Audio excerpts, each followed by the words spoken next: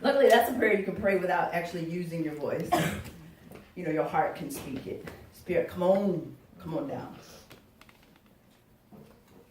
So happy second week of Easter. Did you know it was a 2-week thing? No. Yeah. It's like that old Lamb Chop song. This is the song that never ends. It goes on and on. A lot of the seasons that we go through in our church calendar, or liturgical calendar, feel like that song. Like we think, oh, we had Easter. Yay, the stone rolled away. We're done. No, there's the second Sunday of Easter. And on the second Sunday of Easter, what you usually talk about is, can anybody guess? Thomas. What do you know about Thomas? Doubts. Everybody knows that about Thomas. Thomas the doubter. Doubting Thomas. So I'm going to be straight up. I think Thomas got a bad rap. I think people told a story, kept telling a story, and it stuck. Now, we all have friendships, right? We all have people we're friends with. Have you ever had a friend, you're very close with this friend, you've been through a lot with this friend. You know this friend. You know if you call them up in the middle of the night, needing somebody to come hold your hair while you throw up, they gonna show up. We all got one of them kind of people in our life, right? And if we're lucky, we have more than one person. When a jam happens, they're the person you call. And they come running. That's your person. That's your boy. That's your girl. If we're lucky, we have that. We know we can trust them. We know we can count on them to carry the load with us. We know we can trust them to be there no matter what happens. We know. And then one thing will happen. One thing. And when the one thing happens, all of a sudden, we forget. That's my person. That's who I can call. When everything goes to hell in a handbasket, I can call them and they'll come running. That's my person. Because the one thing happened and we forgot. That's my person. Oh, is that just me? Am I only talking about myself today? Okay, that's cool. No. It's happened. We make snap judgments about people. And the part that sucks about it is we know them. We know them. This one bad thing has happened, and now we're taking this one bad thing and saying that's who they are. Yeah. When we know from our experiences with them, that's not who they are at all. So Thomas, sort of the same thing. There's this event that happens after Jesus comes up out of the tomb. All of the disciples are hiding out in the upper room. This is John chapter 20, verse 19 through 31. They're hiding in the upper room. So, why? Because they're scared. Their friend done been murdered. What if it happens to them? How do they know what's going to happen? How do they know if the authorities aren't going to want them? So they're all together in this room and they're hiding out. The significance of this room doesn't need to be missed. In this room is where a whole bunch of crazy, awesome stuff happened.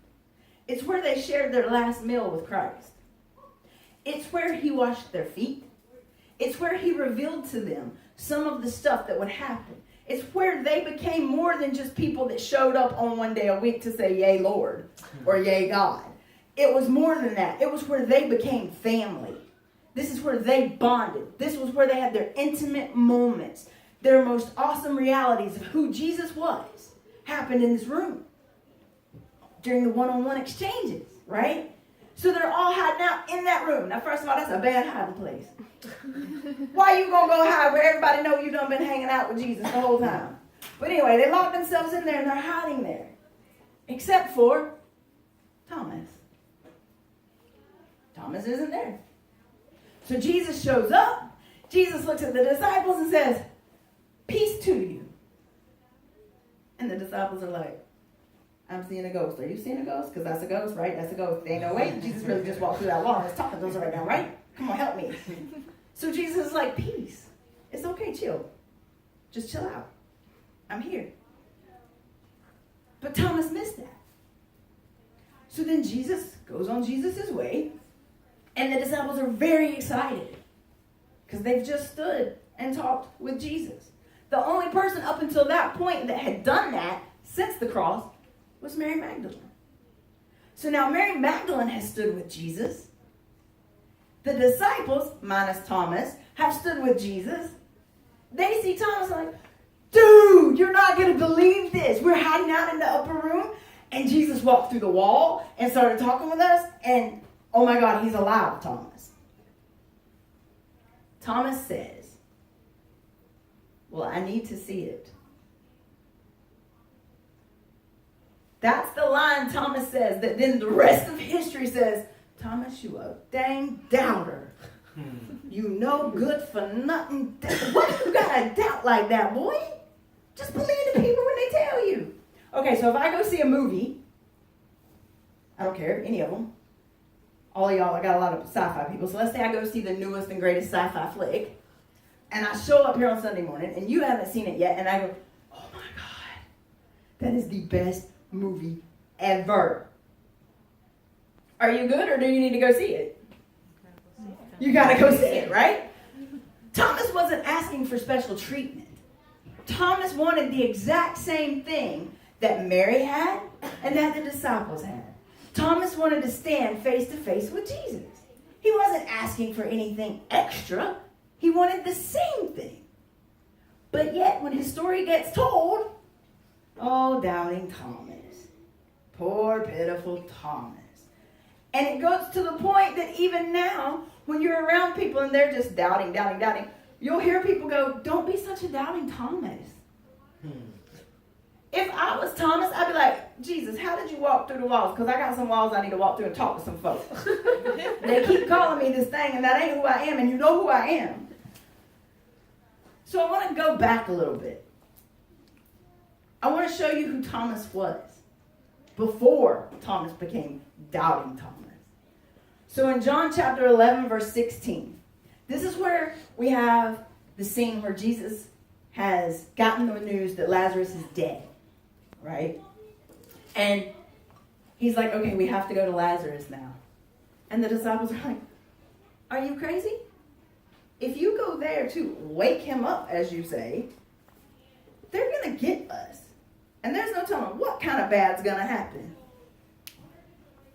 Thomas is the disciple that speaks up. And Thomas says, let us also go, so that we may die with him. If they're going to get him, we might as well go too and let them get us. That sound like doubt to you? That sounds like loyalty. That sounds like Jesus is my boy, and I'm not letting him walk into this on his own. We going with him. So y'all get up off your little duffel bags and quit complaining and crying. We going. He was loyal. Then again in John chapter 14, verse 5, Jesus is explaining to the disciples, so I have to leave. I'm going to have to leave you. But you don't need to worry, because you'll be with me. I'll prepare a place, you will be with me. And then good old Thomas again. Jesus, how do we know where to go if we don't know where you're going? Logical, right? Mm-hmm. You want me to draw a map, but you ain't told me where the map supposed to lead. How am I supposed to draw the map? So he's loyal and he's logical, as recorded in the book of John before chapter 20. So Thomas is one of the go-to people. Jesus can count on Thomas to be like, all right, well, if you want to march into hell, come on, let's go. I'll go with you. It's like me, Kay, and Lavette every Sunday morning. I walk in and I look at them, especially today because I sound like this. I look at them and I go, I do not know. So, and they're like, that's cool, let's roll. That's how Thomas was. Okay, Jesus, let's go. I'm with you. And you want me to draw a map, but you don't want to tell me, you're going to help me with that one. Thomas was the one who would say 2 + 2 is 4. When everybody else around him would go 2 + 2 is 10. Because they would be making leaps. Thomas would be like, well, rein it in, y'all. Logic says, this is 2. You put 2 more with it, that is 4. So he was loyal and he was logical. And then what? This one thing happens. And suddenly, Thomas is remembered as doubting Thomas. So what's the one thing that's happened to you? What are you known as? See, I can talk about me today. I've been known by a lot of different things. Not all of them good things. And I own that. I admit it pretty much freely to anybody that wants to talk about it. I've had moments in my life where I have been loyal. To a default, maybe. I can be ruled by my own logic. My head can get in my way. I can overthink. And then my coworker will tell you sometimes I don't think enough. She tries to review my work and goes, what in the world? But I've been known by different things, different labels. And what did I tell you last week? What is the one thing about Resurrection Sunday that should make everybody excited? It means we're not that anymore. We can walk away from that and step into something new. But Thomas, he was good. He was loyal. He was logical. And then he wasn't. Because one thing happened. Because he said, I want what you got. You got to stand and talk to Jesus. I want to stand and talk to Jesus. Because you're telling me he don't look like a zombie and I ain't going to believe you. I want to see.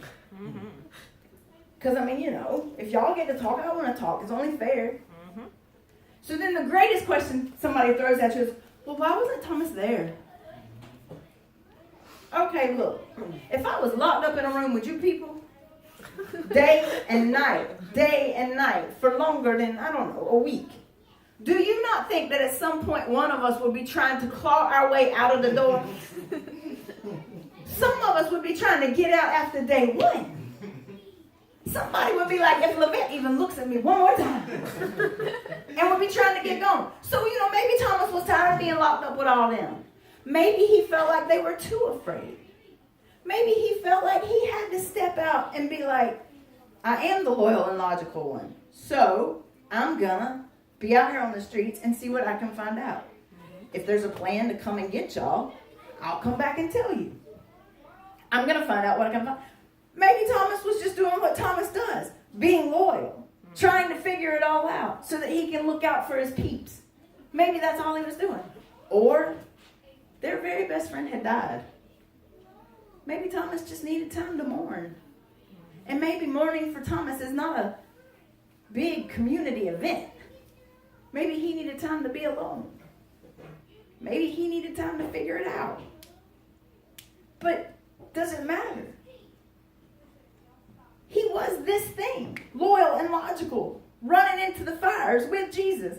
And we record him as doubting. But then Jesus shows up for Thomas. And Jesus says, before Thomas even has to ask, Jesus says, hey, Thomas, see? It's really me. You wanted to see this, right? Here it is. You wanted to see this? There you go. You good? And Thomas responded in the exact same way the people before him responded. My God. My God. He had been one thing. We recorded him as another thing. But Jesus doesn't call him doubting Thomas. Jesus says, hey, Thomas, here I am. And I think it's great that you believe. But now I'm going to tell you a secret, Thomas. The people that come after you that don't get to see me, it's going to be even harder for them to believe. So can you only imagine that? He said, so just imagine, Thomas, if you hadn't have been able to see me, would you still call me yours? We get stuck on Thomas's doubts. We get stuck on trying to find a way to make that some great big theological discussion. When what it really boils down to is this. Thomas was human. And Thomas just wanted what everybody else around him got. He wanted to see his very best friend. He wanted to hear Jesus say, "It's okay, Thomas. It's okay." That's all he wanted.